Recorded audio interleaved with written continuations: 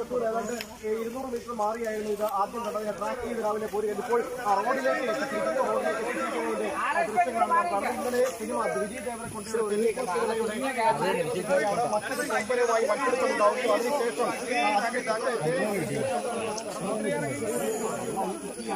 വനത്തിലേക്കുള്ളിലേക്ക് ഓടിക്കയറുകയും ചെയ്ത് ഇപ്പോൾ നാം തത്സമയ ദൃശ്യങ്ങളിലൂടെ കാണുന്നത് ഈ ആനയെ ഇപ്പോൾ ഇവിടെ കൊണ്ടുവന്നിരിക്കുന്ന ഈ എലഫന്റ് ആംബുലൻസിൽ കയറ്റുക.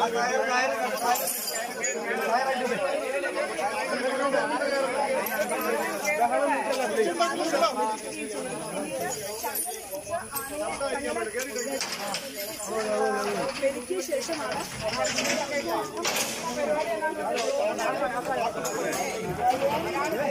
പരിപാടി